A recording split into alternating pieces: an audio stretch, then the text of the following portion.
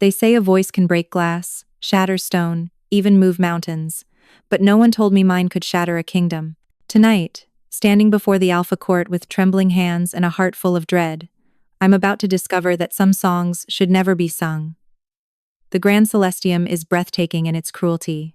Vaulted ceilings soar 3 stories high, painted with scenes of ancient Alpha victories over lesser beings like me. Crystal chandeliers cast fractured light across marble floors, so polished I can see my own terrified reflection staring back. The air tastes of expensive wine, roasted venison, and the particular brand of arrogance that comes from never having been told no. I stand on the performance dais, a small raised platform in the center of the hall, surrounded by a sea of predatory eyes. Alphas in their ceremonial finery, deep crimsons, royal purples, midnight blacks, lounge at tables arranged in concentric circles around me.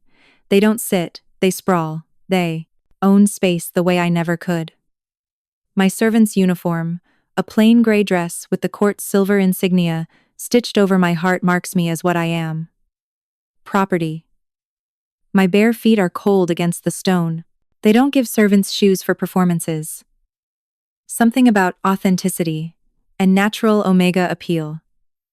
Really, it's just another way to remind us we're beneath them. I am Marin Ashvale. I am 23 years old. I have been a court servant for 6 years, ever since the fever took my mother and left me orphaned with nowhere else to go. The court took me in, but took in is a generous phrase for what they did. They acquired me, added me to their collection of omegas who clean their floors, serve their food, and occasionally, like tonight, provide their entertainment. I've spent 6 years making myself invisible. Small, quiet. I speak only when spoken to. I keep my eyes down. I've perfected the art of moving through rooms like smoke, there and gone before anyone really registers my presence. It's the only way to survive here. The court doesn't love omegas. They tolerate us, use us, and discard us when we're no longer useful.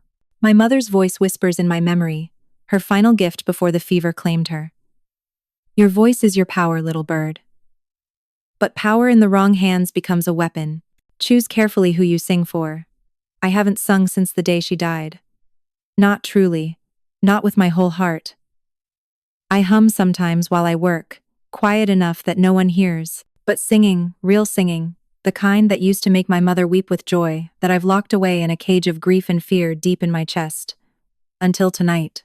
Tonight, the High Steward, Lord Corvith Blackmere, decided the court needed entertainment. His cold gray eyes had found me in the servants' corridor this morning, and I'd felt my blood turn to ice.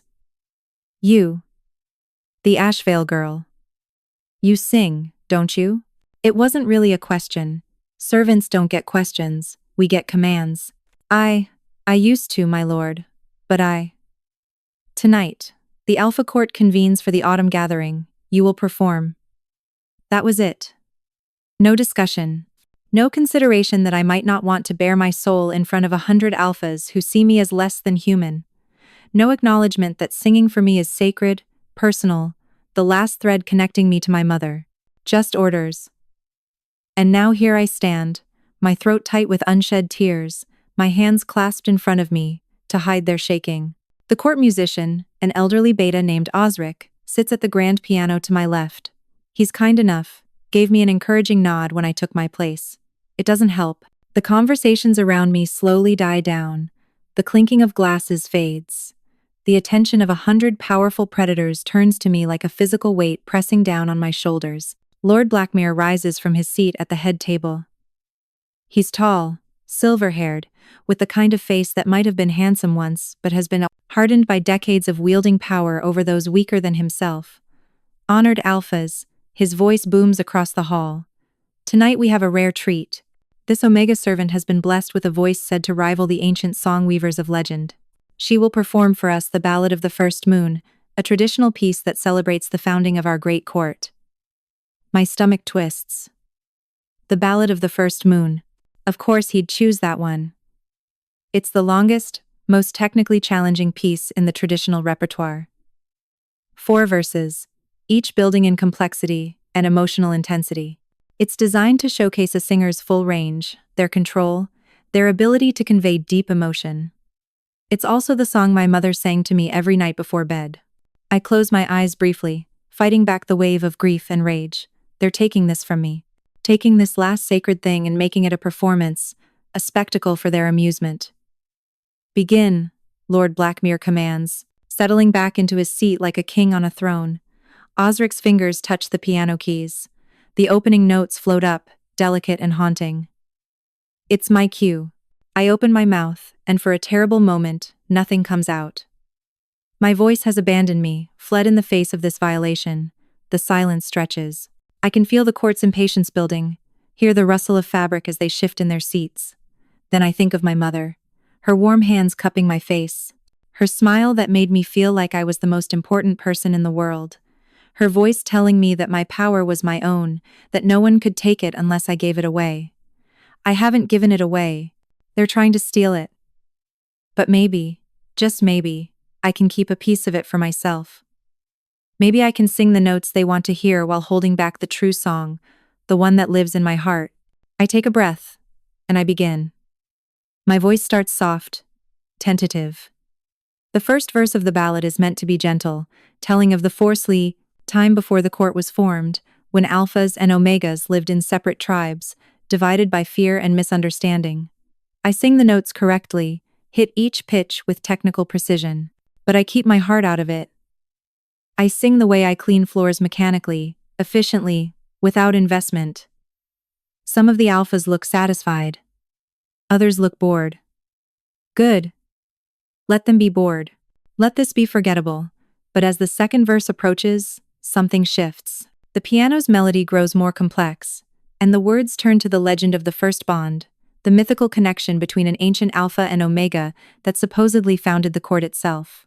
According to legend, their bond was so powerful it could be felt by everyone around them, a tangible force that brought their warring tribes together. I've always thought it was just a story, a pretty lie to justify the court's power structure, to make omegas believe there was once a time when we were valued, cherished even. As I sing these words, my mind drifts to the day my mother died. I was 17, still clinging to the naive belief that the world was essentially good, that bad things happened but people helped each other through them. The fever had swept through the lower quarters of the city like wildfire. We lived in the outer rings then, the crumbling neighborhoods where omegas, low-rank betas, and other undesirables were relegated. The court's healers didn't come to the outer rings. Why would they? We didn't matter. My mother fought it for 3 days. 3 days of burning skin and delirious mumbling. I held her hand, pressed cool cloths to her forehead, begged her to stay with me. On the third night, during a brief moment of clarity, she'd gripped my hand with surprising strength. "Marin, my little bird, listen to me." Her voice was a rasp, barely audible. "Your voice is a gift from the old ways. Before the court, before the hierarchies, there were songweavers. They could sing bonds into being, could heal with melody, could even break curses with the right song. I'd thought it was the fever, talking, delusions. I never told you because I wanted you to be safe, but you have that gift. I've heard it when you sing. It's why your voice makes people feel things they don't understand. Promise me you'll be careful.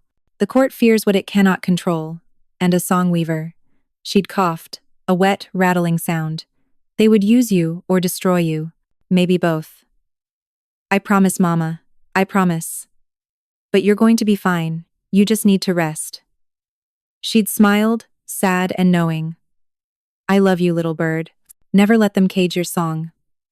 Those were her last words.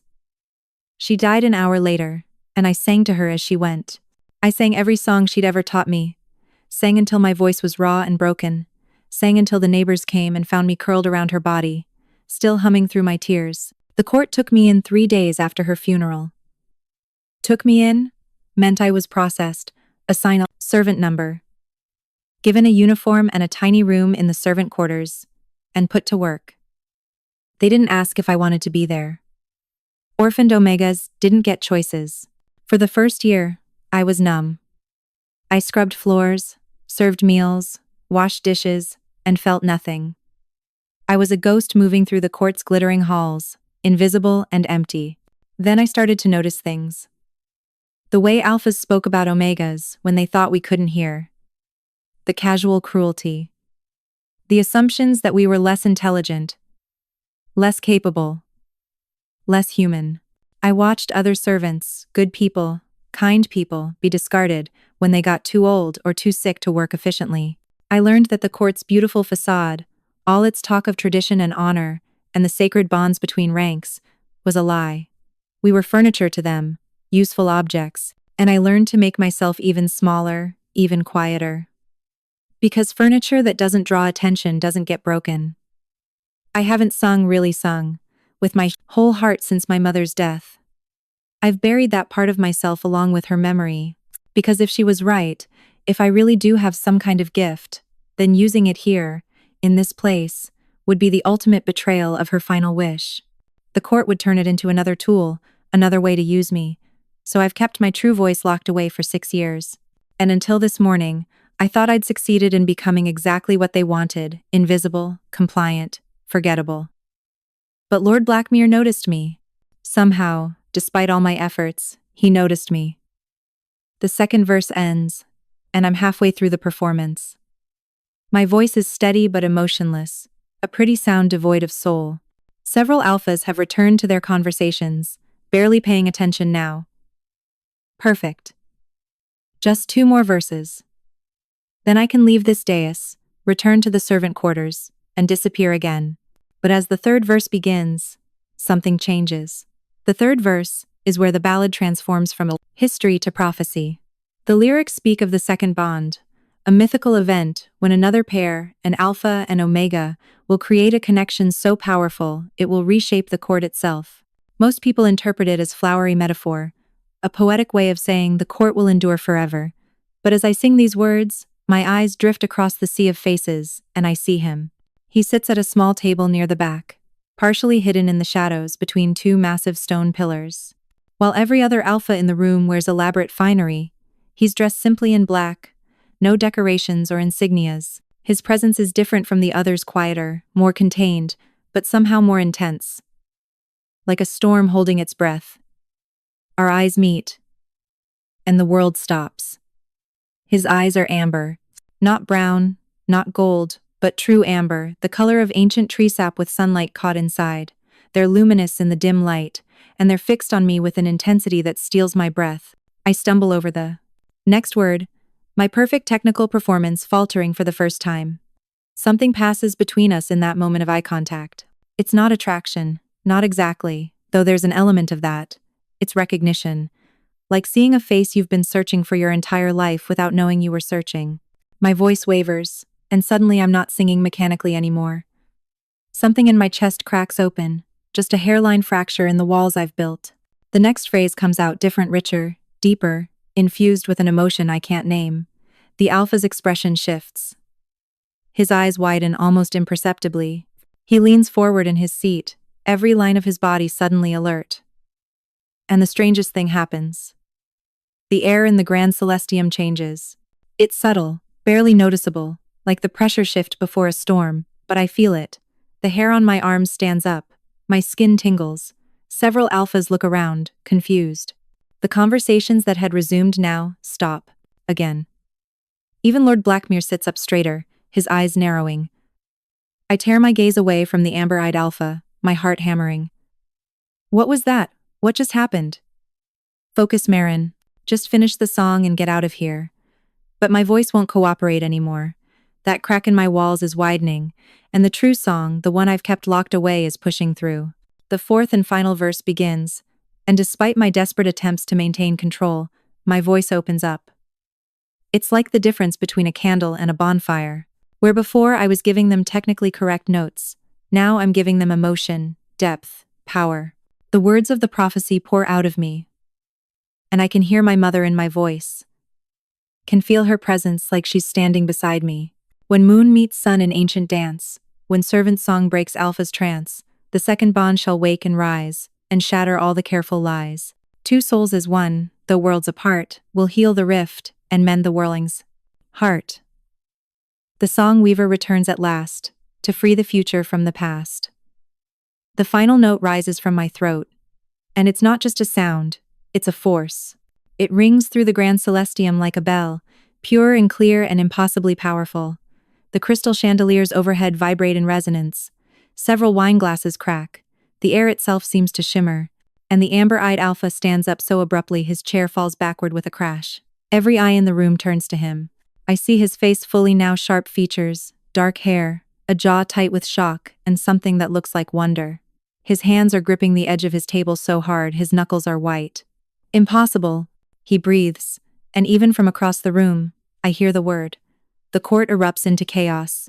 Alphas are on their feet, talking over each other, demanding to know what just happened. Lord Blackmere is shouting for order, his face red with anger or fear, I can't tell which. And I stand frozen on the dais, my voice still echoing in my ears, realizing with dawning horror that I've just done exactly what my mother warned me never to do. I've shown them what I am. The amber-eyed alpha starts moving toward me, pushing through the crowd with single-minded purpose. His eyes never leave mine, and in them I see something that terrifies me more than Lord Blackmere's anger or the court's confusion. I see recognition, understanding. He knows what I am. Songweaver, the thing from legends that isn't supposed to exist anymore, and he's coming for me. Panic floods my system, drowning out every other thought. I do the only thing my instincts scream at me to do. I run. I bolt from the dais, my bare feet slapping against marble. The crowd is too dense, too chaotic. Bodies everywhere. Alphas arguing and gesturing. Betas trying to restore order. I'm small and I'm fast, and I know every servant's passage in this building. Wait, the amber-eyed alpha's voice cuts through the noise. Please wait. Don't wait. I can't. My mother's warnings echo in my head. They would use you or destroy you. Maybe both. I duck through a service entrance hidden behind a tapestry, slam the door behind me, and plunge into the dimly lit corridor that runs along the back of the Grand Celestium. My heart pounds so hard I can feel it in my throat. What have I done? What have I done? The servant passages are a maze, designed to let us move through the court without being seen. I know them all. I've spent 6 years memorizing every twist and turn, every shortcut and hiding place. I run on instinct, taking corners without thinking, descending narrow staircases. Behind me, I hear the service door bang open. Please. His voice again, closer than it should be. I'm not going to hurt you. I just need to talk to you. Like, I'm going to believe that. Alphas don't just talk to omegas who've revealed themselves to be something dangerous, something powerful. They capture, they control, they use. I reach the ground level and burst out into the court's garden. It's dark out here, the autumn night cold and crisp. The garden is massive, acres of carefully manicured hedges, flower beds, and fountains. In the center stands the old temple, a relic from before the court was formed, now mostly forgotten and unused.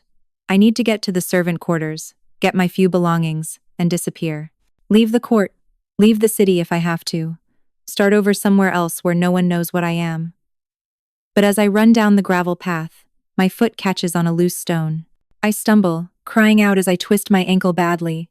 Pain shoots up my leg and I go down hard, scraping my palms on the gravel. No, no, no, no. Get up, Marin, get up. I try to stand, but my ankle won't bear weight. Behind me, running footsteps grow louder. I look back desperately and see him, the amber-eyed alpha, emerge from the court building. He's not running anymore. He's spotted me, and he's approaching slowly, carefully, hands held out, like he's trying not to spook a frightened animal, which, I suppose, is exactly what I am. Please, he says again, his voice gentler now. I'm not going to hurt you. My name is Aldrich Sylvanus. I don't care who you are, I managed to say, my voice shaking. Leave me alone. I can't do that. He keeps approaching, each step measured. Do you have any idea what just happened in there? What you did? I sang. That's what they wanted, I sang. No. He shakes his head, and there's wonder in his voice. You didn't just sing. You awakened something. I felt it. Everyone in that room felt it, even if they don't understand what it was. He's 10 feet away now. I try to scoot backward, but my injured ankle makes me cry out again. He stops immediately, his expression shifting to concern. You're hurt. Don't come any closer. I'm a healer, he says quietly. Among other things, Let me look at your ankle. A healer. The word triggers something in my memory. The court has many alpha healers, but they work in the medical wing, treating high-ranking members of the court. They certainly don't attend the autumn gathering dressed in plain clothes, sitting in the shadows. You're lying, I say, but even I can hear the uncertainty in my voice. I'm not. He slowly lowers himself into a crouch, making himself less threatening. I'm going to reach into my coat pocket now. Just to show you something. I'm not pulling out a weapon, okay? I don't respond, but I watch as he carefully extracts a small leather wallet. He opens it and holds it out where I can see. Inside is an official-looking badge with the court seal and a title inscribed below. Royal Physician to the High Court. My mind races. The Royal Physician is one of the highest positions in the court, answering only to the court council itself. And he's young, maybe early 30s. How did he achieve that position so young? Unless... You're very skilled, I say slowly, for someone so young. A brief smile crosses his face. I had a good teacher. My mother was a healer in the outer rings. She taught me that skill matters more than rank. The outer rings, where my mother and I lived, where the court's privileged members never go. Why were you at the gathering? I ask. Dressed like that, sitting in the back? His expression turns careful. Because I was told an Omega servant with an unusual voice would be performing tonight, and I was curious. Who told you? Someone who knew what to listen for. He inches slightly closer. Your ankle is swelling. If you don't let me help, you could do permanent damage. Please. I want to refuse. Every instinct says not to trust him. But my ankle is throbbing, and I can see even in the dim light that it's already swelling badly. And there's something in his eyes, in his voice, that doesn't feel like the other alphas. He doesn't look at me like I'm furniture or a curiosity. He looks at me like I'm a person. Fine, I say finally, but if you try anything, I won't. He moves forward slowly until he's kneeling beside me. This is going to hurt a bit. I'm sorry. His hands are gentle as he carefully examines my ankle. His touch is warm, clinical, professional. He probes the swelling, checking the range of motion. I hiss in pain. Not broken, he says, but it's a bad sprain. You need to stay off it for at least a week. Keep it elevated. Ice it regularly. I can't stay off it. I have work. He looks up at me, those amber eyes unreadable in the darkness. After what happened tonight, Marin, you can't go back. The use of my name startles me. How do you know my name? Lord Blackmere announced it when he introduced you. Right.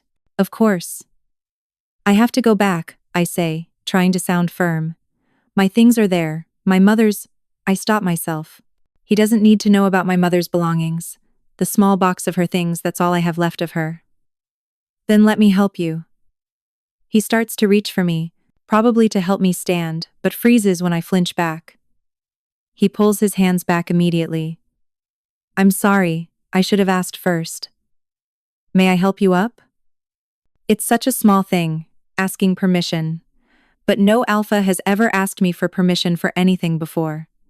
Slowly, I nod. He carefully helps me to my feet, taking most of my weight. I expect him to be rough, impatient. But his movements are slow and careful, constantly checking to make sure he's not hurting me more. There's an old shrine just through those trees, he says, nodding toward a small grove to our left. No one uses it anymore. You can rest there while I figure out what to do. I don't need you to figure anything out, I protest, but even as I say it, I know it's not true. My ankle is useless.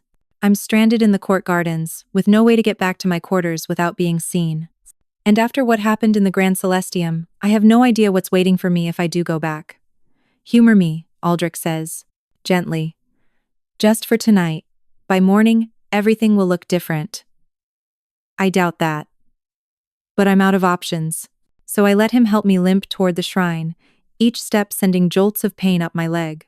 Neither of us speaks, but I'm intensely aware of him, his warmth, his steady presence, the way his breathing adjusts to match my halting pace. And I'm aware of something else too, something I felt in that moment when our eyes met across the Grand Celestium. A pull. like an invisible thread connecting us. My mother's words echo again. When servant's song breaks Alpha's trance, the second bond shall wake and rise. No. That's just a legend. Just a pretty story from the ballad. But as we reach the shrine, and Aldrich carefully helps me sit on the stone bench inside, as I feel that pull strengthen rather than fade, I'm terribly afraid the legend might be more real than I ever imagined. And I have no idea what that means for either of us. The shrine is small, barely more than a covered stone pavilion with open sides and a bench running along the interior wall. It smells of old incense and decay, not unpleasant, just forgotten.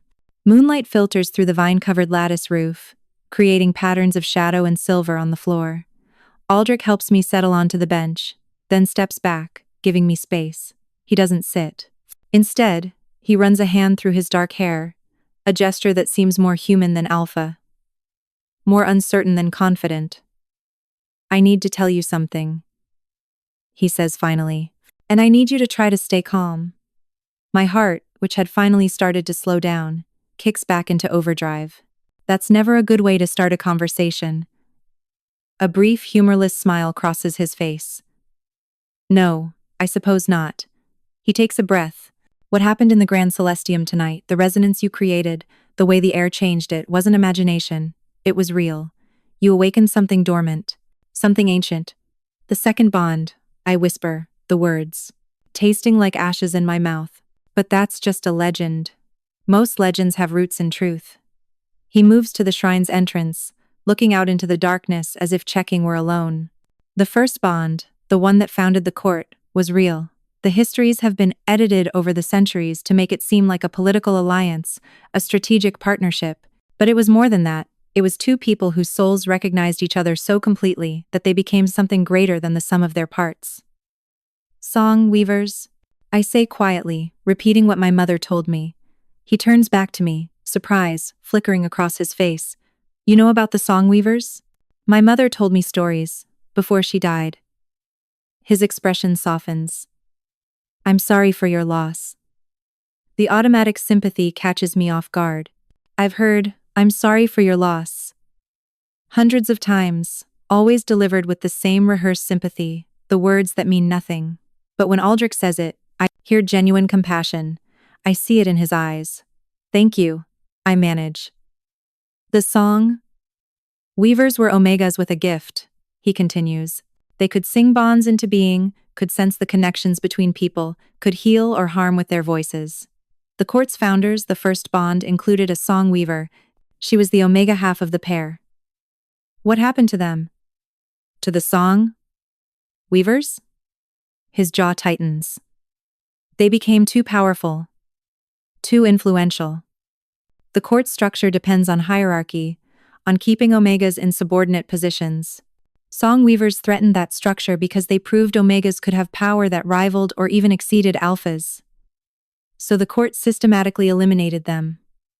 Not violently, that would have created martyrs, but through breeding restrictions, through taking song weaver children from their families, through ensuring the gift was diluted or lost over generations. Horror crawls up my spine. They committed genocide.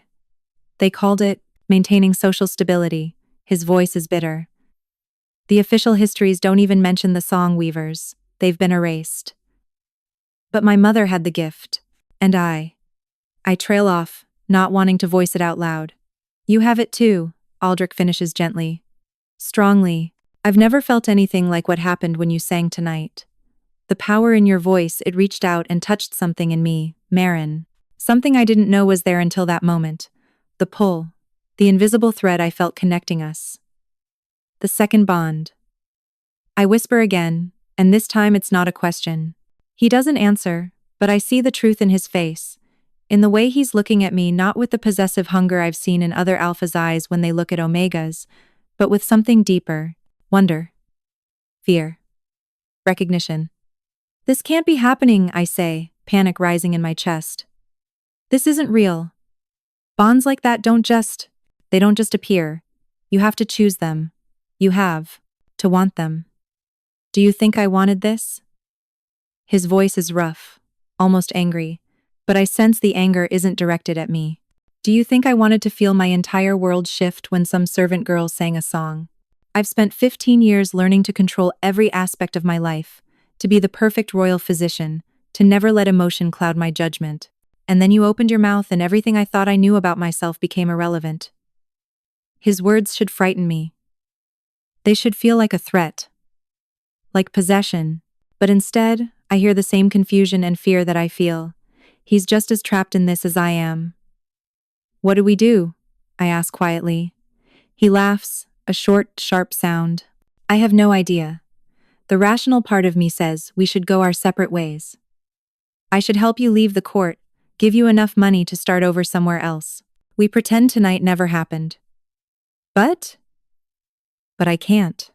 He turns back to face me fully, and in the moonlight his amber eyes seem to glow. Every instinct I have is screaming at me to stay with you, to protect you, to... He stops himself, jaw clenching. It's the bond. It's already forming, already pulling us together, and from what I understand about the old histories, trying to fight it will only make it stronger. Silence stretches between us. I should be terrified. I should be angry. This alpha I don't know is telling me that some mystical force is tying us together, that I have no choice in the matter. But that's not what's happening, is it? Because I feel it too. That pull, that recognition. And it doesn't feel like a violation of my will. It feels like remembering something I'd forgotten.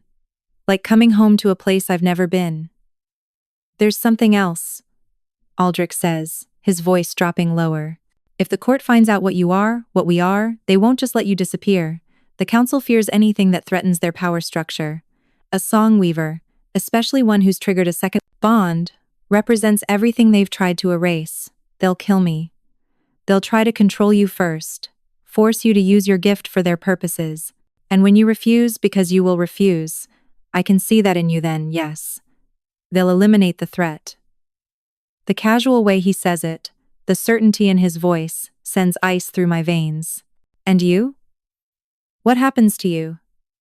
I'm the royal physician. I have some protection. But if they discover I'm bonded to a song weaver? He shakes his head. At minimum, I lose my position. At worst, they'll see me as compromised, potentially dangerous. The penalty for an alpha who betrays the court's interests is exile or death. So we're both at risk. Both trapped by something neither of us asked for. I could run, I say, though even as the words leave my mouth, I know it's not really an option, not anymore. Tonight, before anyone figures out what happened, I could disappear. You could try. He moves closer, just a few steps, but I feel the distance closing between us like a physical force. But the bond will follow you. You'll feel it every day, getting stronger, pulling at you. And eventually, you'll come back. Or I'll come find you. Neither of us will be able to help it. So what then? We just accept this? Accept that some ancient magic decided we belong together? No. His voice is firm. We decide. Right here. Right now. The bond is real, but it doesn't have to control us. We can acknowledge it exists, and still choose what we do about it. I look up at him, this stranger who somehow doesn't feel like a stranger at all. And what do you choose? He's quiet for a long moment, his amber eyes searching my face. I choose to keep you safe, he says finally. Whether that means helping you run, or helping you hide, or standing between you and the court if they come for you. The bond is pulling at me, yes. But I'd choose to protect you even without it. You're remarkable, Marin. And the world needs remarkable people more than it needs one more obedient cog in the court's machine. Something in my chest loosens, a knot I didn't know I was carrying. Why? The question comes out small, uncertain. Why would you risk everything for someone you just met? Because 15 years ago, my mother risked everything to teach a low-rank alpha boy that there was more to life than his station. Because she showed me that true power comes from what you do with your gifts, not what title the court gives you. And because... He pauses, then continues quietly. Because when I look at you, I don't see a servant or an omega or even a song weaver. I see someone who's survived 6 years of being invisible and still has the courage to exist. That's worth protecting. Tears prick at my eyes. I blink them back furiously. I haven't cried in front of anyone since my mother died. I'm not about to start now. But I realize that for the first time in 6 years, I don't feel alone. Okay, I hear myself say. Okay, we figure this out together. The words hang in the air between us, a commitment neither of us planned to make. Aldrich's expression shifts relief, determination, and something else I can't quite name. Together, he echoes. Then, more practically. But first, we need to get you somewhere safe. Lord Blackmere will have people searching for you by now. He'll want answers about what happened tonight. The servant quarters are the first place they'll look. He thinks for a moment. I have rooms in the medical wing. They're private, and I'm one of the few people in the court who doesn't have servants constantly coming in and out. You can stay there tonight, and tomorrow we'll come up with a real plan. The idea of going to his private rooms should worry me. But the bond, I can feel it now, humming quietly in my chest like a second heartbeat tells me I'll be safe with him. And right now, I'm choosing to trust that feeling. All right, I say, but I'm getting my mother's things first. He starts to protest, then seems to think better of it. Then we move fast. Can you walk? I test my ankle gingerly. It's swollen and painful, but if I'm careful, I can manage a slow walk. I can manage. Let me help. He offers his arm, and this time I take it without hesitation. As we leave the shrine and make our way through the dark gardens toward the servant entrance, I realize we've just crossed a threshold. There's no going back to who I was this morning, invisible, compliant, safe in my insignificance. I've been seen. And worse, I've been recognized. My mother's warning echoes in my mind one more time. They would use you or destroy you. Maybe both. But she also said something else, right at the end. Never let them cage your song. For 6 years, I've caged it myself, locked it away in fear.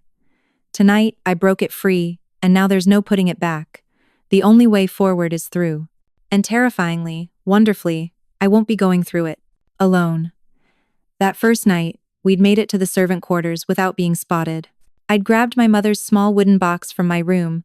It held her few pieces of jewelry, a lock of her hair, and the journal where she'd written down all her recipes for healing tinctures and salves. Everything that mattered fit in a container the size of my 2 hands. We'd slipped back through the servant passages to the medical wing, and I'd spent that first night curled up in Aldrich's armchair, my injured ankle elevated on a cushion, trying to process everything that had happened. The next morning, Lord Blackmere's people had come looking for me. Aldrich dealt with them at his door, his voice cold and authoritative as he informed them that I'd come to him with an injury and he'd sent me to recuperate with a healer friend in the city.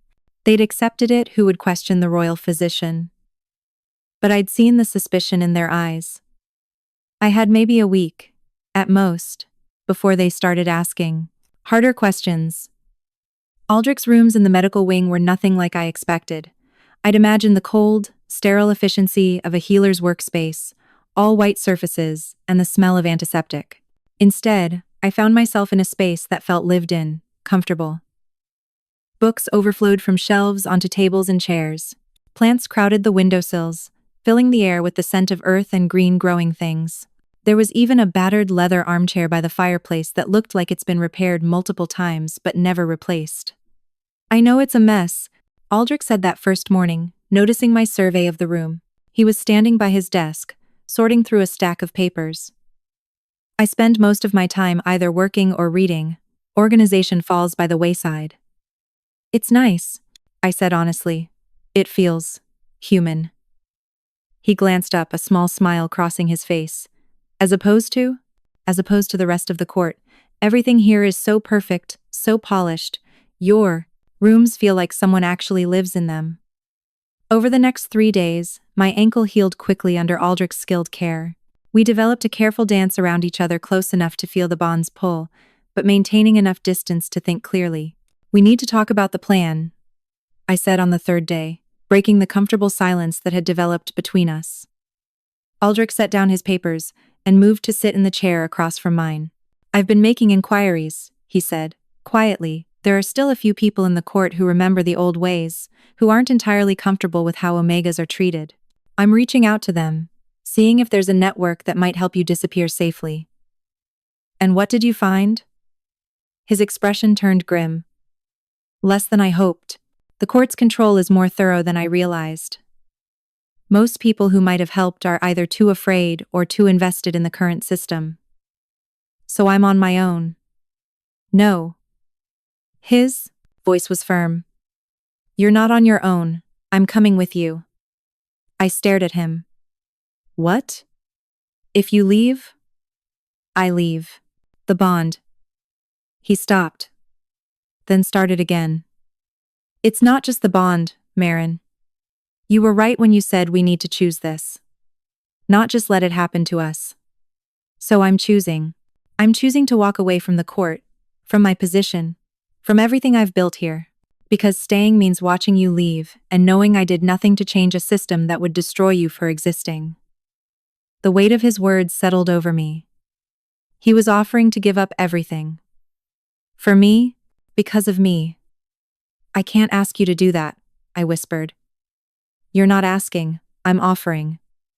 He leaned forward, his amber eyes intense. Marin, I've spent 15 years working within this system, trying to change it from the inside. I've treated Omega servants with dignity, pushed for better working conditions, argued against the council's more draconian policies. And what has it gotten me? Marginal improvements at best.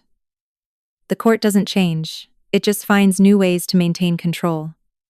So what, we just run? Abandon everyone else who can't run? No, we regroup. We find others like us, other songweavers, who might still be out there, other alphas who don't buy into the hierarchy. We build something new, something better, but we can't do that from inside the court's walls. I wanted to argue, wanted to find a hole in his logic. But I couldn't. Because he was right. Staying meant slowly being crushed by a system designed to erase people like me. When? I asked quietly. 3 days. There's a supply caravan leaving for the southern provinces. I have contacts who can hide us in one of the wagons. From there, we disappear into the countryside. 3 days. The idea filled me with equal parts, terror and relief. 3 days until I left the only home I'd known. 3 days until I stepped into a completely unknown future. But also, 3 days until I was free. Okay, I said. 3 days. Aldrich's expression softened with relief. We should practice. Practice what? The bond. If we're going to be traveling together, possibly being pursued, we need to understand how it works. Right now, it's just a pull, an awareness of each other. But the old texts suggest it can be more. The first bond pair could sense each other's emotions, even communicate without words when the bond was fully developed. The idea of Aldrich being able to feel my emotions, to know my thoughts, should have terrified me. It should have felt like the ultimate invasion of privacy. But instead, I found myself curious. How do we practice that? Start small. He extended his hand across the space between us, palm up. An invitation, not a demand. May I? I hesitated only a moment before placing my hand in his. His palm was warm, calloused in a way that spoke of work with his hands, not just giving orders. The moment our skin touched, the bond flared to life. It was like a window opening in my chest. Suddenly, I could feel what he was feeling: nervous. Anticipation, deep concern, and underneath it all, a fierce protectiveness that took my breath away. He wanted to keep me safe so badly it was almost painful. Can you feel it? He asked quietly. Yes, I breathed. You're worried. About me. About what we're doing. And you? His thumb brushed across my knuckles, a gesture that felt both intimate and careful. What are you feeling? I closed my eyes, focusing inward. Scared, but also hopeful? Like maybe for the first time in years, there's actually a future worth hoping for. When I opened my eyes, I found him watching me with an expression so tender it made my heart ache. That's good, he said. Hope is good, we'll need it. We sat like that for a long moment, hands clasped, the bond humming between us. It was peaceful. Right. And slowly, I started to believe that maybe this wasn't a curse. Maybe it was a gift. Over the next 3 days, we practiced. We learned to sense each other's presence, even when we were in different rooms. I discovered that when I hummed quietly, Aldrich could feel it like a touch against his skin, the vibrations traveling through the bond. He found that he could send me calm when I was anxious, his steady presence grounding me through the connection. We also talked, really talked, in a way I hadn't talked to anyone since my mother died. He told me about growing up as a low-rank alpha, about his mother who healed in the outer rings, and taught him that service to others was more important than status. About watching her die from the same fever that took my mother, because the court's healers wouldn't come to help lesser citizens. I told him about my childhood, about my mother's songs, about the day I realized the court saw me as property rather than a person, about the 6 years of making myself invisible and the piece of my soul that died with each passing day. And slowly, carefully, we became friends. The bond was there, always humming in the background, but we built something else too: trust, understanding, genuine affection for who the other person was, not just what the bond made us feel. On the evening of the second day, I was alone in Aldrich's rooms, while he was handling some last-minute preparations. I found myself standing by the window, looking out over the court's grounds, and I started to hum. Not consciously, just a melody that rose from some deep place inside me. It was a song my mother used to sing, one about freedom and flying and the open sky. As I hummed, I felt the music moving through me differently than it used to. Before, singing was personal, private. Now, with the song Weaver gift awakened, I could feel the music as a tangible force, could sense how it could be shaped and directed. I let the melody grow stronger, and as I did, I felt Aldrich through the bond. He was somewhere in the medical wing, but I could sense him stopping whatever he was doing. His attention suddenly focused completely on me. On the song, through the bond, I sent him a feeling: safety, comfort, hope, and I felt his response, a surge of warmth and affection that flowed back to me like an answer. "I hear you," his thought whispered through the connection, clear as if he'd spoken aloud. "I know," I thought back, and somehow, impossibly, I knew he heard it. We were learning to use the bond, and it was beautiful. But that night, everything changed. I was jolted awake by a sharp spike of alarm through the bond. Aldrich. Something was wrong.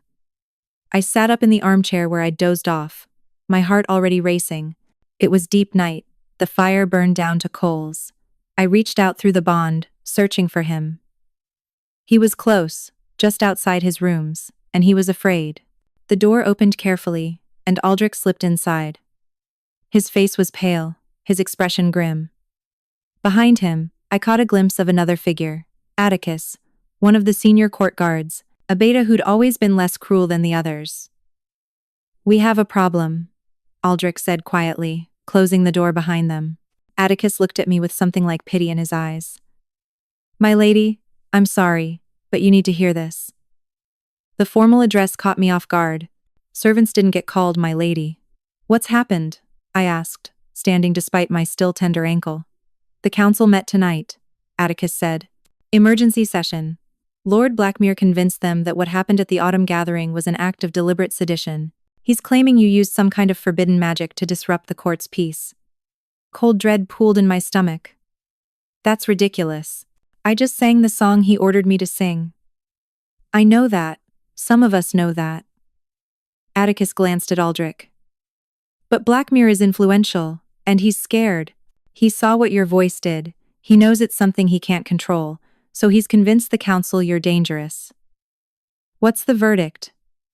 Aldrich's voice was tight, controlled, but I felt his fury through the bond. "Tomorrow morning, they're issuing a warrant for your arrest," Atticus told me. "The charge is practicing forbidden arts. The penalty is—" He trailed off, unable to say it. "Death." I finished for him. "The penalty is death." Atticus nodded miserably. "I'm sorry. I came as soon as I heard. You have maybe 6 hours before the warrant is officially issued and the guards start searching." 6 hours, not 3 days. 6 hours. "We leave tonight," Aldrich said immediately. He was already moving, pulling a pack from his closet, starting to throw supplies into it. "Atticus, can you?" "I've already spoken to Marcus at the south gate. He'll look the other way for 1 hour starting at the change of guard. That gives you until just before dawn." Atticus pulled a small pouch from his belt and pressed it into Aldrich's hand. "Money," Not much, but enough to get you started. And this. He handed me a folded piece of paper. I opened it to find a crude map showing route south, with several locations marked with an X. Safe houses, Atticus explained. People who don't love the court's methods. They won't ask questions. Just mention my name. Why are you helping us? I asked. You'll be punished if they find out. His expression hardened. Because I've served the court for 20 years, and I'm tired of watching good people be destroyed for having the audacity to be different. My daughter is an Omega, my lady. She's 7 years old. And every day I look at her and I wonder what kind of world she's going to grow up in. If you and the doctor here can build something better, somewhere else, well, that's worth the risk. Emotion clogged my throat. Thank you, I managed. He bowed his head briefly, then turned to leave. At the door he paused.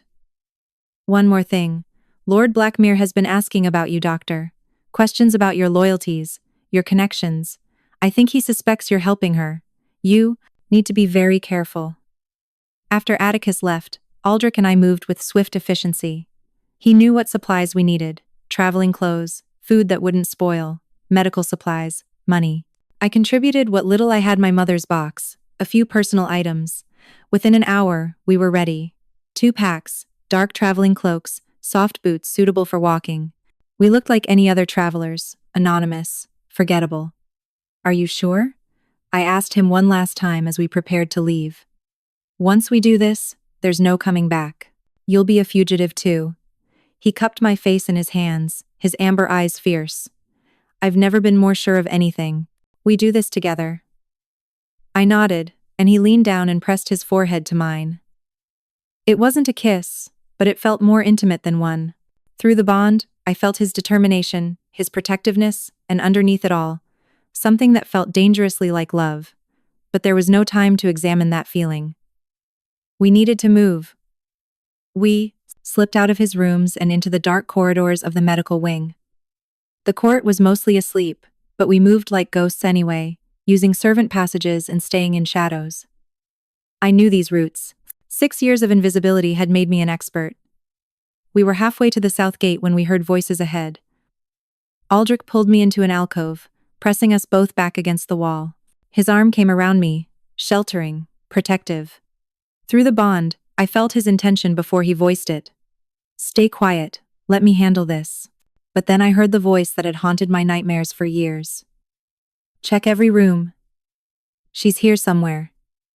And when you find her, bring her to me. I want to question her personally before the council gets their hands on her. Lord Blackmere. And he wasn't alone. I could hear at least 3 guards with him, maybe more. They were coming this way. Aldrich's hand tightened on my arm. Through the bond, I felt him calculating our options. We couldn't fight, not against that many guards. We couldn't hide, this alcove was shallow, and they'd spot us if they came close enough. We couldn't run the corridor, only went one direction, and they were between us and the exit. We were trapped. I looked up at Aldrich and saw the same realization in his eyes. Then I saw something else, a terrible resolve. He was going to give himself up, create a distraction so I could run. No, I thought fiercely through the bond. Don't you dare. Marin, it's the only way. No. An idea was forming, desperate and dangerous. Trust me. When I tell you, run for the south gate. Don't stop, don't look back. What are you going to do? Something stupid. Be ready. The voices were getting closer. I could see torchlight flickering on the walls. In seconds, they'd round the corner and see us. I stepped out of the alcove before Aldrich could stop me. Lord Blackmere stopped dead when he saw me, surprise flashing across his cold features. Behind him, 3 guards immediately moved into defensive positions, hands on their weapons. Well, Blackmere said, recovering quickly. The little songbird emerges from hiding. How convenient. You've saved us quite a bit of searching. Let him go, I said, my voice steadier than I felt. I didn't look back at Aldrich, still hidden in the alcove. This is between you and me. Him? Blackmere's eyes narrowed, scanning the corridor. Who? Ah, the good doctor. So the rumors are true. You've been harboring a fugitive, Aldrich. That's quite disappointing coming from someone in your position. Aldrich stepped out of the alcove, positioning himself slightly in front of me. She's not a fugitive. She's done nothing wrong. She disrupted the autumn gathering with unauthorized magic. She's a threat to the court's stability. She sang a song at your command. Aldrich shot back. If her voice is a threat, perhaps you should examine why the truth sounds so dangerous.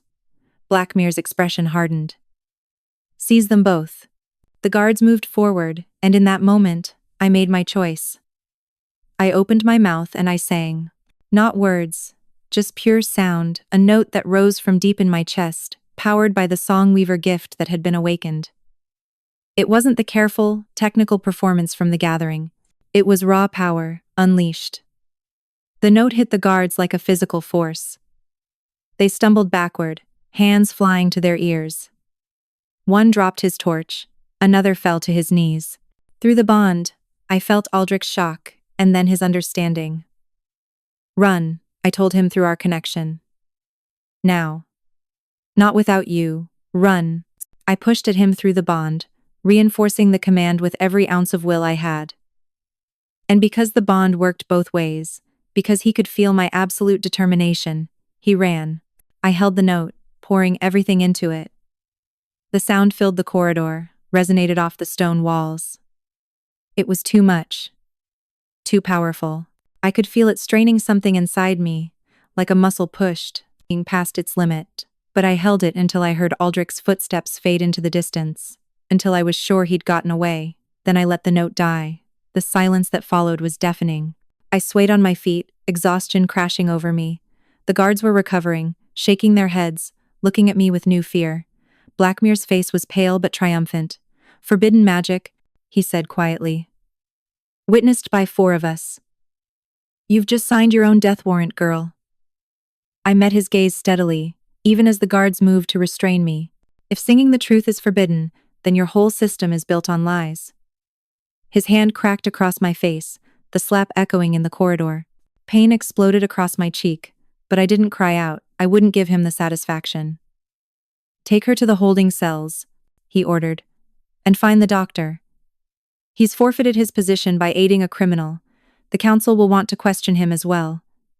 As the guards dragged me away, I reached out through the bond one last time. Aldrich. I'm sorry. Run far, run fast. Don't come back for me. I felt his anguish, his fury, his desperate desire to turn around and fight his way back to me. But I pushed against that desire with all my strength. You have to live.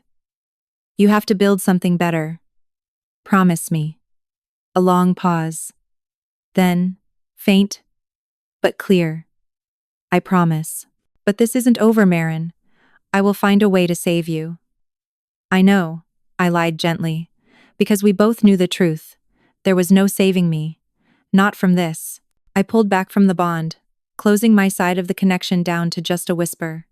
I didn't want him to feel what came next.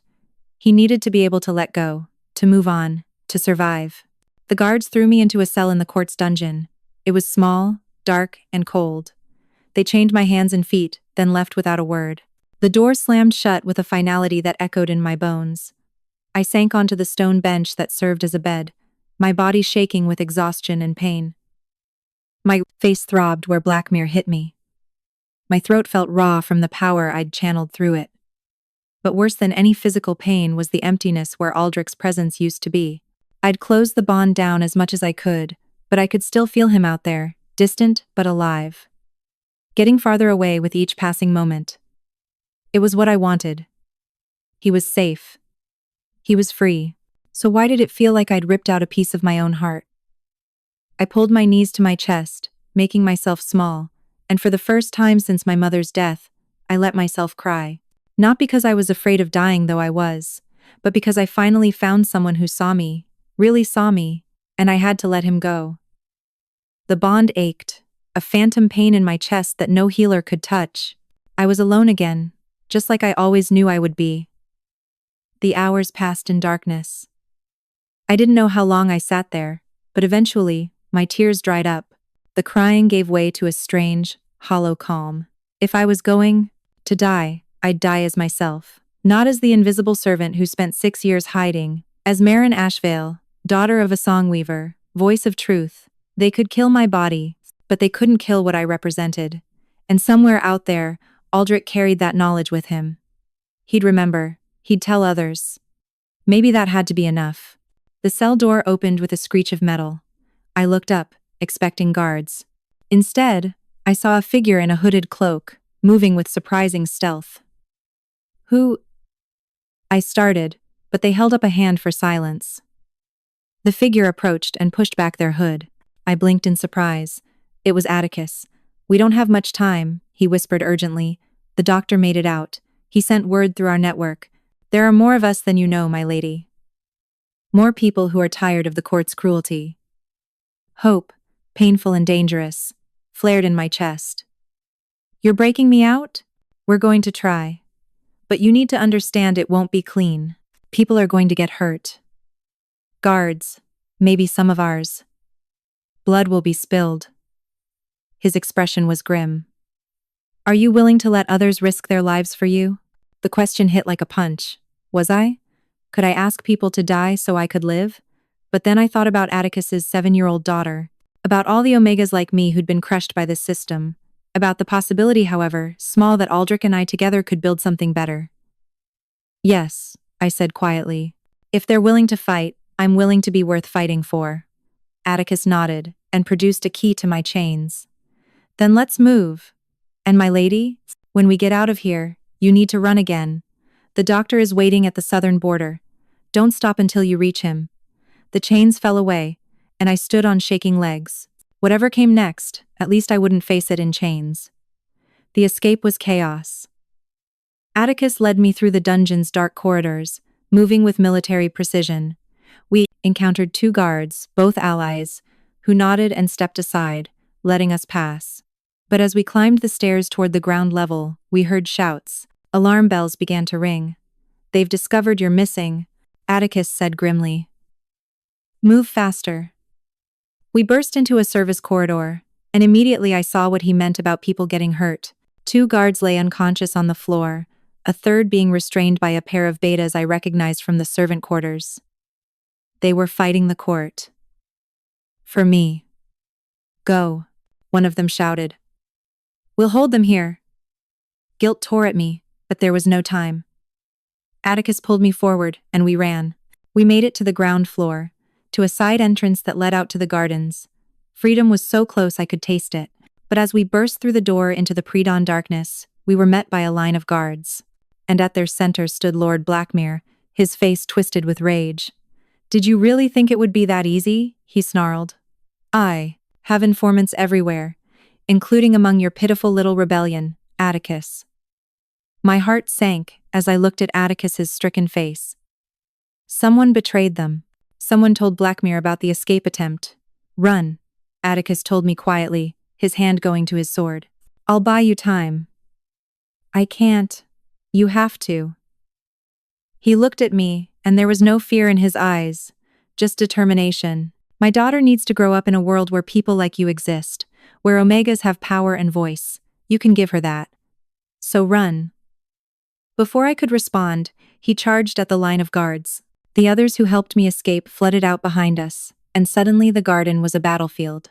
I stood frozen for a precious second, torn between helping and honoring Atticus's sacrifice by escaping. Then I felt it a surge through the bond. Aldrich. He was close. Getting closer. "No," I thought desperately. "I told you to run. I told you to leave. And I told you this isn't over." His voice came back, through the bond, fierce and certain. "I'm not leaving you. Not ever." I wanted to be angry at him for coming back, for risking everything. But all I felt was overwhelming relief. I wasn't alone. I ran toward the tree line, toward where I sensed him approaching. Behind me, the sounds of fighting intensified. I heard Atticus shout orders, heard the clash of steel, heard someone cry out in pain. I reached the trees just as Aldrich emerged from the darkness, leading 2 horses. He was dressed for travel, armed with a sword I'd never seen him carry. "I thought I lost you," I gasped, and then I was in his arms, and he was holding me so tightly I could barely breathe. "Never," he said into my hair. "I'll find you in this life and everyone after. The bond doesn't lie, Marin. We're meant to be together." Lord Blackmere, he knew about the escape, someone told him. Aldrich's expression darkened. "Then we need to move now. Can you ride?" I nodded, and he helped me onto one of the horses. As I settled into the saddle, movement caught my eye. A figure running toward us from the court, not in guard uniform but in expensive robes. As they got closer, I recognized her Morwen, one of the court council members. She was elderly, with silver hair and sharp eyes. I'd served her tea dozens of times, and she'd never once acknowledged my existence. "Wait," she called out. "Please, wait." Aldrich moved his horse between us protectively. "We don't have time for this. I know. She reached us, breathing hard. "But you need to know the truth about why Blackmere wants the girl dead so badly." "Because I'm a song weaver," I said. "Because I'm a threat to the court's power structure." "It's more than that." Morwen looked back toward the court, where the sounds of fighting were dying down. 30 years ago, there was another song weaver. Blackmere's mate. The words hung in the air, like a bomb waiting to explode. "What?" I breathed. She was powerful, more powerful than anyone had seen in generations. And Blackmere loved her, truly loved her. But the council, myself included, to my eternal shame, we were afraid of what she could do. We convinced Blackmere that she was dangerous, that she needed to be controlled. Morwen's voice cracked. She wouldn't be controlled. So Blackmere, believing he was protecting the court, believing he was doing the right thing, he killed her, with his own hands, and it destroyed him. Horror washed through me. So when he sees me, he sees her. He sees his greatest sin walking around reminding him of what he lost, what he destroyed. Morwen reached up and grabbed my hand. "He won't stop until you're dead, child. Not because you're a threat to the court, but because you're a threat to his ability to live with himself." "Why are you telling me this?" Aldrich demanded.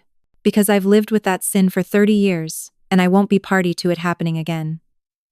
Morwen pressed something into my hand. A small leather journal. This was hers, Blackmere's mate. Her name was Serena, and she wrote down everything she knew about songweavers, about the bond, about the old magic. "Take it, learn from it, and build something better than we did." Before I could respond, she turned and ran back toward the court. I looked down at the journal in my hands, feeling the weight of it. The weight of history, of mistakes, of a woman who died because the people who should have protected her feared her instead. "We need to go," Aldrich said gently. "Right now." He was right. We could examine the journal later. Right now. We needed to survive. We rode hard through the pre-dawn darkness, following the route Atticus marked on his map. Behind us, the sounds of pursuit began: horns, shouting, the thunder of many horses. They were coming after us with everything they had. As the sun rose, we were still riding, still running. The bond between us pulsed with shared determination. We'd escape this. We'd survive. We'd build something new. We had to. Because too many people had sacrificed too much to get us this far. And somewhere in the journal clutched against my chest was the key to understanding what we were, what we could become, if we could just stay alive long enough to read it. We rode for 3 days straight, stopping only when the horses absolutely must rest. We used every trick Aldrich knew riding through streams to hide our scent, doubling back to confuse our trail, avoiding main roads. But the pursuit never faltered. Lord Blackmere had committed significant resources to hunting us down. On the third night, we finally stopped at one of Atticus's safe houses, a small farmstead near the southern border. The family there took us in without question, fed us, tended our exhausted horses. "They came through here yesterday," the farmer told us grimly. "Court guards. 20 of them, maybe more.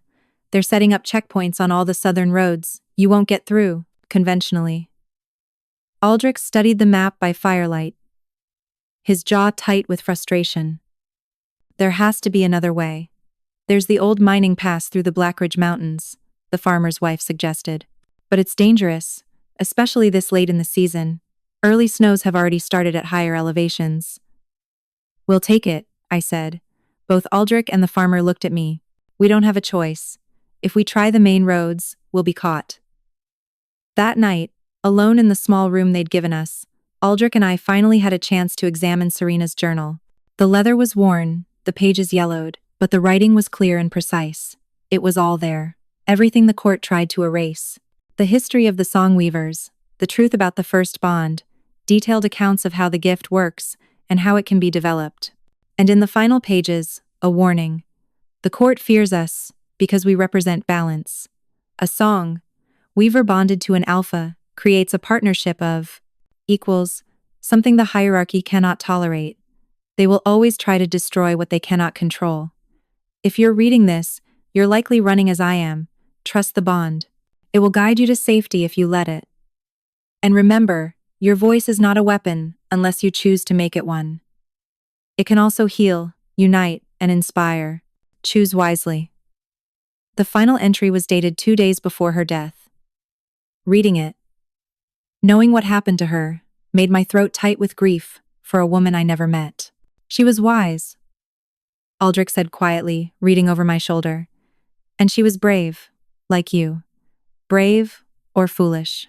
Sometimes it's hard to tell the difference. He pulled me against him, and I leaned into his warmth. Over these past days, we'd grown closer than I ever imagined possible. The bond had deepened, yes, but so had our genuine affection for each other. I knew his mind, his heart, his fears and hopes, and he knew mine. What do we do? I asked into the darkness. Even if we escape, Blackmere will never stop hunting us. Then we make sure he can't. Aldrich's voice was hard. We find others like us. We build a network, a community. And eventually, we become strong enough that the court has to acknowledge us, has to change. That could take years, decades. Then we have decades. He tilted my chin up, so I was looking at him. I'm not going anywhere, Marin. It's not just the bond anymore. I choose you. Every day, I choose you. The words broke something open in my chest. I choose you too, I whispered. And then he kissed me. It wasn't our first kiss. We'd stolen a few brief moments over the past days, but this one was different. It wasn't desperate or hurried. It was a promise, a commitment. When we finally broke apart, the bond between us was singing, a harmony of two souls perfectly aligned, but our moment of peace was shattered by a sound that made my blood run cold. Horns, coming from the north. The pursuit had found us. We scrambled to the window and saw them in the moonlight, a line of torches, dozens of them, approaching the farmstead. They weren't even trying to be subtle anymore. The back way. The farmer burst into our room, his face pale. Take the horses and go through the back pasture. We'll try to slow them down. You'll be punished for helping us, Aldrich protested. We knew the risks. Now go. We grabbed our packs and ran for the stables. I could hear shouting now. Hear Lord Blackmere's voice demanding the farmer surrender us. The bond throbbed with Aldrich's fear, not for himself, but for me. We mounted quickly, but as we reached the back pasture, I saw more torches. They'd surrounded the farmstead. We were trapped. The mountains? I said urgently. We go now, tonight, storm or no storm. Aldrich looked at the dark peaks looming to the south, then back at the closing net of guards. It's a death trap in the dark. So is staying here. He met my eyes, and through the bond, we had an entire conversation in seconds. The risks. The odds.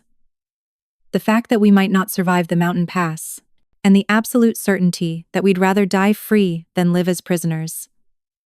Together? He asked. Always. We wheeled our horses and galloped toward the mountains. Behind us, I heard Blackmere shout orders, hear the thunder of pursuit, but we had a head start, and we knew where we were going. The mining pass was barely visible in the darkness, just a narrow trail winding up into the peaks. Snow already covered the ground here, and the wind was bitter and sharp. Our horses struggled with the footing, but we pushed them onward, higher, higher, into the darkness and the cold and the unknown. Behind us, the pursuit followed, but the trail was too narrow for many horses. They had to string out single file. It slowed them down, gave us precious minutes. We were halfway up the pass when disaster struck. My horse stumbled on ice, its front legs sliding out from under it. I barely had time to kick free of the stirrups before it went down, screaming. I hit the snow hard, the impact driving the air from my lungs. Marin! Aldrich was off his horse in an instant, running to me. I struggled to my feet, my whole body aching. The horse was thrashing, trying to get up, but I could see its leg was broken. Behind us, the torches were getting closer. "Leave it," I gasped. "We'll ride double." But Aldrich was looking past me, his face draining of color. I turned to see what he was seeing. Ahead, the narrow trail was blocked by a massive snowdrift. The recent storms must have deposited it there. There was no way through. No way around. We were trapped between the drift and the pursuing guards. It was over. "No," I said, the word ripping from my chest. "No, we didn't come this far to give up now." But even as I said it, I could hear the guards getting closer, could see Lord Blackmere's distinctive form at the head of the line, his torch illuminating his determined face. Aldrich drew his sword. "Get behind me." "I'm not hiding behind you." "Marin." "No." I stepped forward, planting myself in the center of the narrow trail. "This ends here. One way or another." Blackmere reached us first, his horse carefully picking its way over the icy ground. His guards fanned out as much as the narrow space allowed, cutting off any escape. "It's over," Blackmere said, his voice carrying on the wind. "Surrender now, and I promise you a quick death. Keep fighting, and I'll make it slow." "You killed her," I said, and my voice was steady, clear. "Serena, your mate. The woman you were supposed to protect. You killed her because you were afraid of what she could do." He flinched as if I'd struck him. "You know nothing about that." "I know everything. She wrote it all down.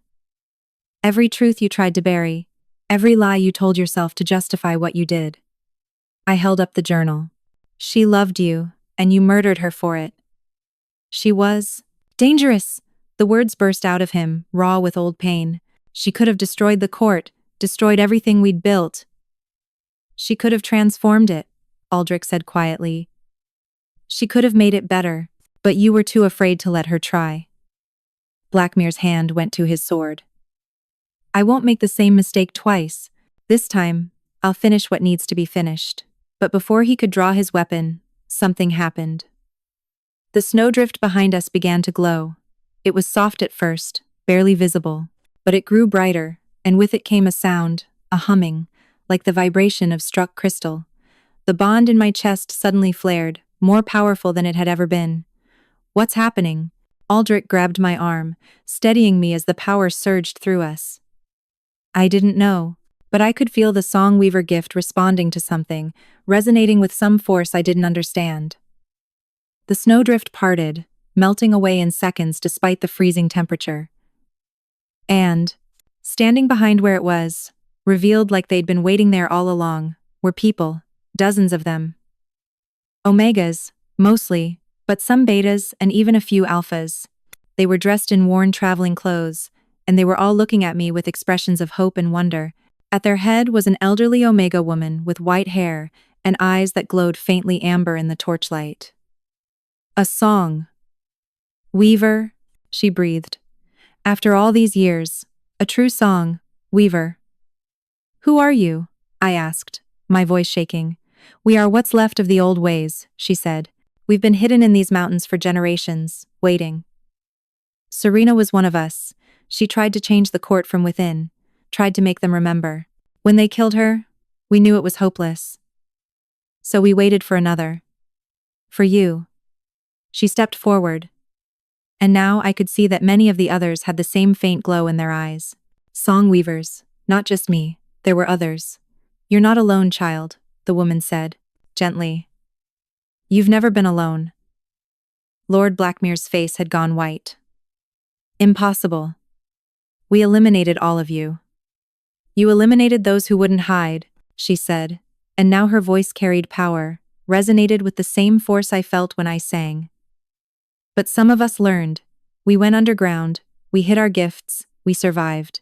And we've been building something new, something better, waiting for the right moment to emerge." She turned her glowing gaze on Black Mirror. That moment is now. The second bond has awakened. Songweaver and Alpha, bonded by choice and power. The prophecy is fulfilled. More figures emerged from the darkness of the mountains. Not just songweavers, but fighters. People with weapons, with determination in their eyes. The guards around Blackmere suddenly looked a lot less confident. They were outnumbered 3-1. "Stand down, Corvith," the elder said, using Blackmere's first name. "This is done. You can't win this fight. I won't let you destroy everything we've built," he growled, but I heard the desperation in his voice. "We're not here to destroy," Aldrich said, stepping forward to stand beside me. "We're here to offer a choice. The court can continue as it is, built on fear and oppression.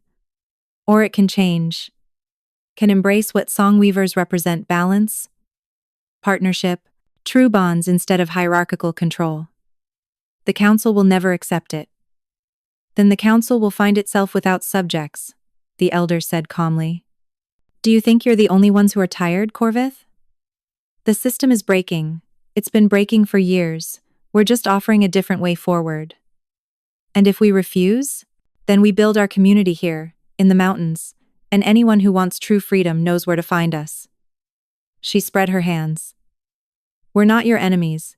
We're just people trying to live according to our nature instead of your rules." The silence that followed was heavy with tension. Blackmere looked at me, and I saw something shift in his expression. The rage was still there, but underneath it, finally, I saw grief. The raw, unhealed grief of a man who destroyed the thing he loved most. "She would have hated what I became," he said quietly, and I knew he was talking about Serena. "Yes," I said, not unkindly. "She would have. But it's not too late to choose differently." For a long moment, he just stared at me. Then, slowly, he sheathed his sword. "Fall back," he ordered his guards. We returned to the court. "My lord," one of the guards questioned, confused. "That's an order." His voice was tired, so tired. He looked at me one last time. "I can't promise the council will listen. I can't promise anything will change. But I won't be the one to kill another songweaver. I've seen where that path leads." He turned his horse and began the careful descent back down the mountain. His guards followed, casting uncertain glances back at us. As they disappeared into the darkness, I felt my legs give out. Aldrich caught me before I fell, holding me tight. "Is it over?" I whispered. "Is it really over?" "The running is over," the elder said, approaching us with a warm smile. "But the real work? That's just beginning." She held out her hand. "My name is Kestra. Welcome home, little songweaver. Welcome home." I took her hand, and I felt it, the connection, not just to her, but to all the others standing in the snow. A web of songweavers, old and young, strong and still learning. A community, a family. For the first time since my mother died, I wasn't alone, and neither was Aldrich. The alphas who had bonded with songweavers generations ago stepped forward and welcomed him as one of their own. He wasn't an aberration or a traitor to his kind. He was part of an ancient tradition of alphas who chose partnership over domination. "Come," Kestra said. "We have a settlement just over the ridge. It's not much, but it's warm and safe. And there's so much to teach you. So much to learn." As we followed her into the mountains, Aldrich's hand firm in mine, the bond singing between us, I thought about my mother. About how she told me my voice was power, that I should choose carefully who I sang for. I was choosing now. I was choosing to sing for these people, for this community. I was choosing to use my gift not as a weapon, but as a bridge. And I was choosing Aldrich every day for the rest of my life. Not because a bond forced me to, but because he'd proven himself worthy of that choice. "Are you all right?" he asked softly as we walked. I looked up at him, at his concerned amber eyes, and I smiled. A real smile, full of hope. "I'm perfect," I said. "For the first time in 6 years, I'm exactly where I'm supposed to be." And I was. 1 year later, the air in the mountain settlement's gathering hall was thick with the scent of pine, wood smoke, and warm collective anticipation. It clung to my skin like a blessing. I stood not in shadows this time, but in the center of the hall, surrounded by faces that smiled at me with genuine affection. This was not a ceremony of claiming or choosing. This was a celebration, a recognition. Today, I was becoming a full song weaver of the mountain community. Today, I was taking my place not as a servant or a fugitive, but as a teacher, a healer, a voice for those who needed one. The hall was simpler than the Grand Celestium, built from timber and stone with our own hands, but it was warmer, more alive. Children chased each other between the benches. Elderly Omegas shared stories with young Alphas. There was laughter here, real laughter. Not the practiced social performance of the court. Aldrich stood beside me, his hand warm in mine. Over the past year, our bond had grown deeper, richer. We could communicate almost entirely through thought now when we chose to. But we still talked aloud, still valued the mundane intimacy of conversation. The bond enhanced our connection. It didn't replace our humanity. He'd changed in the past year. The rigid control he learned at the court had softened. He smiled more easily now. And he'd found purpose here, teaching younger alphas a different way of being powerful, through partnership, through service, through choosing strength over dominance. Kestra approached, carrying a silver circlet, the traditional marker of a fully trained song weaver. It was simple, unadorned, but it represented a year of learning and growth. Marin Ashvale, she said, her voice carrying through the hall. You came to us broken and afraid, running from those who would have destroyed you. You had been taught that your voice was a flaw, that your gift was a curse. But you have learned what your mother knew, that a song weaver's power lies not in force, but in truth, not in domination, but in harmony. She placed the circlet on my head. It was light, barely more than the weight of a thought, but I felt the significance of it settle into my bones. You are no longer a servant. You are no longer a fugitive. You are a song weaver, a guardian of the old ways, and a builder of new ones. You are, and always have been, enough. The hall erupted in celebration. Not polite applause, but genuine joy, whoops and cheers, and the howling of shifted wolves. Aldrich pulled me into his arms, spinning me around while I laughed. I'm so proud of you, he murmured against my hair. We did this together, I reminded him. No. He pulled back to look at me, his amber eyes intense. You did this. I just had the privilege of being there to watch. The celebration continued around us, but Kestra raised a hand for attention. Our song weaver wishes to perform, she announced. If you would honor us? I stepped forward to the center of the hall, and the room fell into an expectant silence. A year ago, standing before a crowd would have terrified me. Now, I felt only peace. I opened my mouth, and I sang. It was the ballad of the first moon, the same song I performed at the autumn gathering. But this time, I sang it with my whole heart. This time, I wasn't performing for masters who saw me as property. I was singing for people who saw me as family. And this time, I sang the verses they cut from the court's version, the ones about song weavers, about Omegas with power, about the true partnership that the first bond represented. My voice filled the hall, and I felt the power of the gift flowing through me. Not to control or coerce, but to connect. I could feel each person in the room, could sense their emotions through the web of sound.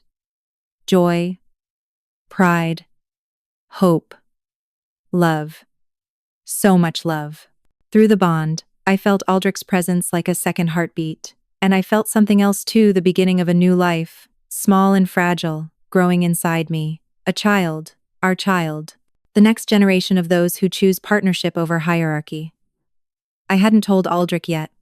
I wanted to, but I also wanted to hold this secret just a little longer, to savor the wonder of it, privately before it became real. As the final note faded, as the hall erupted into celebration again, I closed my eyes and sent a thought to my mother. Wherever she was, I made it. Mama, I found my song, I found my people, and I'm using the gift just like you taught me to heal, to connect, to make things better. I felt, rather than heard, her answer, a warmth in my chest, a sense of approval and love that transcended death itself. When I opened my eyes, Aldrich was watching me with a knowing smile. You felt it, I said, not really a question. The bond hid nothing. I felt it, he confirmed, and his hand came to rest gently on my stomach. We're going to be parents. Are you ready for that? With you, I'm ready for anything. Later, after the celebration had wound down, after we'd returned to our small cabin on the settlement's edge, we sat by the fire and I pulled out Serena's journal. I'd read it cover to cover a dozen times now, but there was always something new to discover. Listen to this, I said to Aldrich, finding a passage near the end. She wrote, "If you're reading this, you survived. You found others. You built something new. Now comes the hard part, maintaining it. Not just the community, but the hope. Because the world will push back. The old powers will resist. And you'll be tempted to give up, to hide forever in safety. Don't. Your voice, your bond, your very existence is an act of revolution. Living freely, loving openly, building fairly. These are not just personal choices. They're political statements. They're proof that a different way is possible. So sing loud. Love fiercely. Build boldly. And never, ever let them convince you that you should be smaller than you are." I closed the journal, my throat tight with emotion. She knew. She knew we'd make it here. She had hope, Aldrich said. Just like you have hope. Just like our child will have hope. Do you think we'll ever go back? To the court, I mean. To try to change. Tit? He was quiet for a moment, staring into the flames.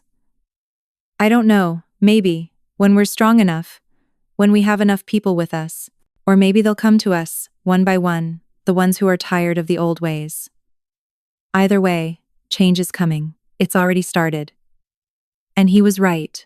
Over the past year, more refugees had found their way to the mountain settlement, Omegas fleeing servitude, Alphas questioning the hierarchy, Betas tired of being caught between the extremes. Even a few members of the court's lower councils had quietly defected, bringing with them resources and information. The network was growing. Slowly, carefully, but growing. Word had spread about the song weaver in the mountains. About the alpha who chose partnership over power. About a place where the old hierarchies didn't matter. Where you were valued for who you were, not what rank you were born into. It wasn't perfect. We still struggled, still argued, still made mistakes. But we were building something real. Something sustainable. Something that acknowledged both the bond's power and the importance of individual choice. I have something for you, Aldrich said suddenly. He retrieved a small wrapped package from the mantel. I was going to wait, but now seems right. I unwrapped it carefully to find a bracelet leather, worn and soft, with a small charm attached. My breath caught. It's your mother's, he said quietly. I sent word to someone I trust in the city. They retrieved your things from the servant quarters before they were discarded. There wasn't much, but this was there. It was my mother's bracelet, the one my grandfather gave her. The one she wore every day until the fever took her. I'd thought it was lost forever when I fled the court. I slipped it onto my wrist with shaking hands. It smelled faintly of her, of the herbs she used, of home. Thank you, I whispered. Thank you. He pulled me close, and we sat together by the fire, his arms around me, our child growing between us, my mother's bracelet warm on my wrist. Outside, I could hear the settlement settling down for the night. Someone was singing, not me, but another song weaver, practicing. The sound was sweet and clear, a promise of tomorrow. I thought about the girl I was a year ago, standing on that dais in the Grand Celestium, terrified and alone, singing for masters who saw her as nothing. That girl believed she was broken. She believed her invisibility was all she could offer the world. But she was wrong. Her invisibility wasn't weakness, it was survival. And when the moment came, when it mattered most, she found her voice. She sang truth. She awakened something ancient and powerful.